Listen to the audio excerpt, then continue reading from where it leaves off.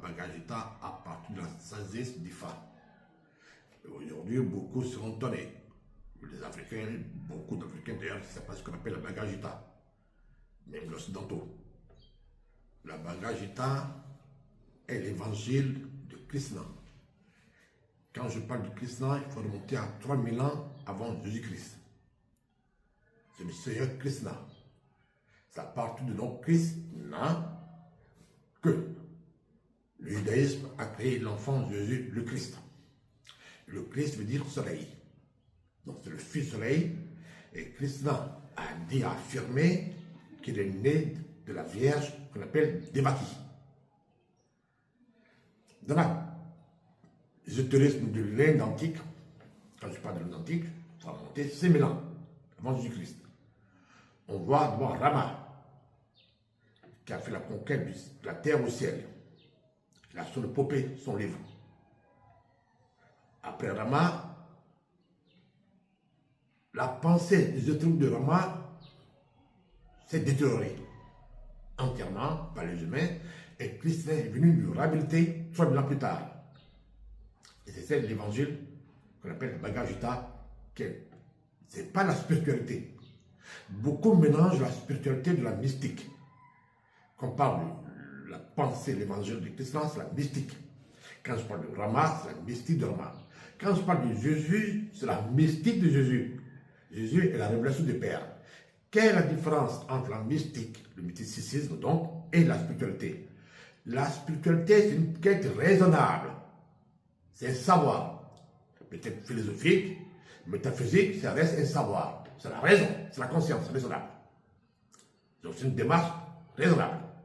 La mystique, c'est une démarche intérieure, c'est l'intuition profonde. C'est l'union de la personne avec la divinité. Moïse, quand il est parti au Mont Sinaï, c'est la mystique de Moïse. C'est une révélation de Moïse et Dieu. Les dieux ont parlé. Krishna a parlé directement avec Dieu.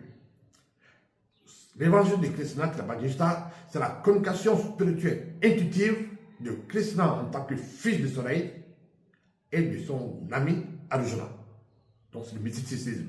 Et Krishna, c'est 3000 ans avant la religion catholique. Je ne suis pas né. Je n'ai pas fait l'initiation de Krishna. Non. Pour avoir le Siddha, il faut faire l'initiation de la personne. Ça part d'une intuition, une communication directe avec l'évangile, la Bhagavad-Gita que j'ai lu depuis une quarantaine d'années. Ce manuscrit, je l'ai fait depuis 30 ans, 40 ans. Déjà pas une inspiration. En voyant le personnage et les noms, je me suis dit, le Na, le Krishna, le Na est le nom de la déesse mère. Anat, à l'Égypte antique, la déesse cananéenne. Inanna, en perse antique. Na, la grand-mère de la Vierge Marie. Na, le féminin éternel. Et le nombre d'idées du Na est le nombre 3 absolu. Le nombre d'idées 3 qui correspondent dans la Kabbale Gimel, la connaissance, qui correspondent dans la série d'Ifa au ce qu'on appelle Caput Draconis, la connaissance qui n'est pas le savoir. C'est autre chose complètement.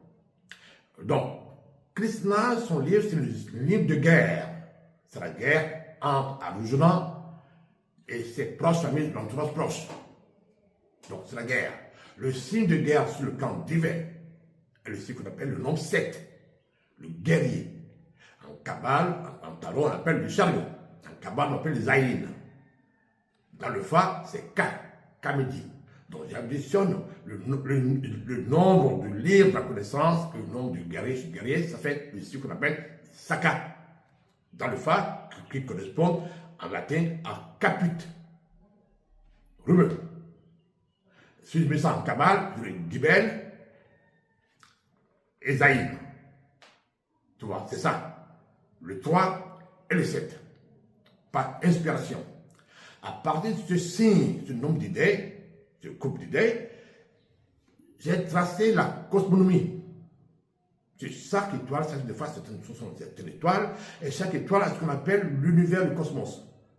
Donc la loi de son univers qui est composée de ce qu'on appelle une constellation, d'où vient le mot écu, que nous, en Afrique occidentale, on a défié par le débat. À partir du cosmos de Krishna, j'ai interprété la Bhagavad Gita conformément à la loi destin de Krishna. C'est inédit.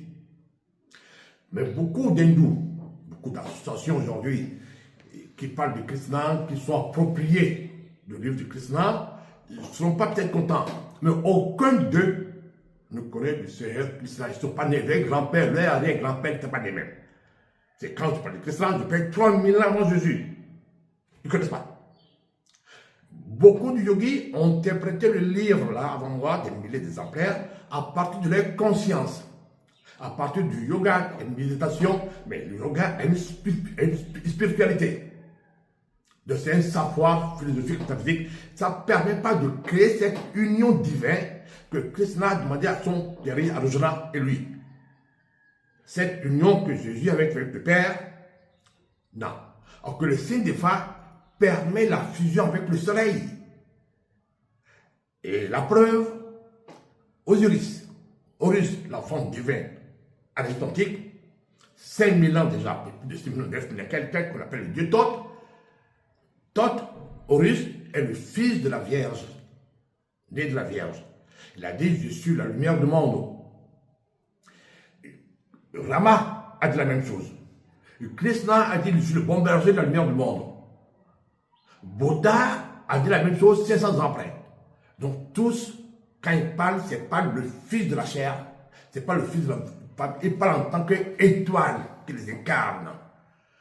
En chacun de nous, nous portons l'étoile que la tradition des tableaux du Bénin appelle le Seh, d'où le Maou, le grand dieu, le grand Seh. Le Seh est le mot que les Grecs ont nommé sphère, que les Juifs de la Kaaba nommaient Séphir. Séphira, au pluriel, Séphirot. Donc quand je parle de la mystique, je parle de l'étoile. La communion avec l'étoile qui est Dieu en nous, c'est pour la spiritualité. Non. La tradition africaine et surtout du phare n'est pas spirituelle, n'est pas métaphysique, n'est pas philosophique, qui sont des savoirs rationnels, spéculatifs, qui ne permettent pas cette fusion totale avec le divin.